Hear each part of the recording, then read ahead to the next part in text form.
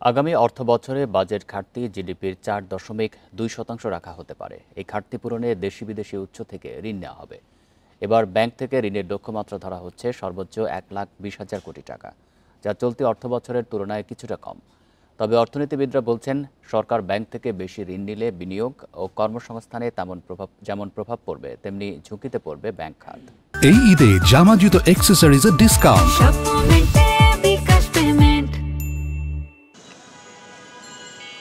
প্রতি অর্থবছরে জিডিপির 5%-এর আশেপাশে থাকে বাজেট ঘাটতি। তবে আগামী অর্থবছরে ঘাটতি কমিয়ে 4.2% রাখা হতে পারে। ঘাটতি পূরণে বেশিরভাগ ঋণই নেওয়া হবে দেশের ব্যাংক ব্যবস্থা থেকে। আগামী অর্থবছরে মোট ঋণের মধ্যে নিট বিদেশি ঋণের লক্ষ্যমাত্রা কিছুটা বাড়িয়ে ধরা হচ্ছে 1,10,000 কোটি টাকা। বাকি 1,30,000 থেকে 40,000 কোটি টাকা হতে পারে দেশি ঋণ। এর মধ্যে ব্যাংক থেকে ঋণের লক্ষ্যমাত্রা ধরা হচ্ছে সর্বোচ্চ 1,20,000 কোটি টাকা। উন্নয়ন প্রকল্প করতে গিয়ে তারা খুব বেশি ঋণ ব্যাংকিং সেক্টর থেকে নেবে না, কারণ কিছু কিছু ব্যাংকের তো লিকুইডিটি ক্রাইসিস আছে। অতএব সেখানে যদি সরকার যদি আবার তাদের পূর্বের বছরের তুলনায় অধিক পরিমাণে ঋণ নিতে থাকে, তবে প্রাইভেট সেক্টরে আবার ঋণ প্রাপ্তির সুযোগটা স্কুইজ হয়ে আসবে। চলতি অর্থবছরে সঞ্চয়পত্র বিক্রি থেকে 15,000 কোটি টাকা সংগ্রহের লক্ষ্যমাত্রা থাকলেও আগামী অর্থবছরে তা বাড়িয়ে 20,000 কোটি টাকা করা হচ্ছে।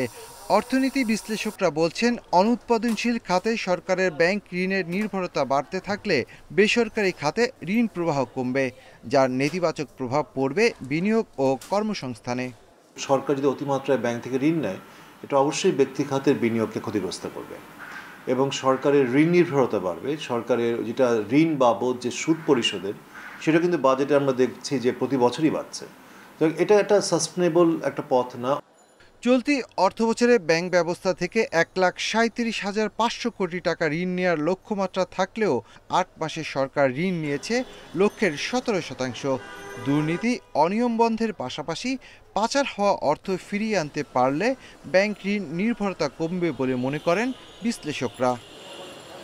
ঘাটতি পূরণে ব্যাংক ব্যবস্থা থেকে সরকার বেশি ঋণ নিলে বেসরকারি খাতে ঋণ প্রবৃদ্ধির ওপর নেতিবাচক প্রভাব পড়ার আশঙ্কা রয়েছে।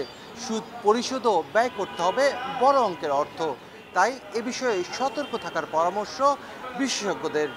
Shafil Alam Sujan, Independent News, Dhaka.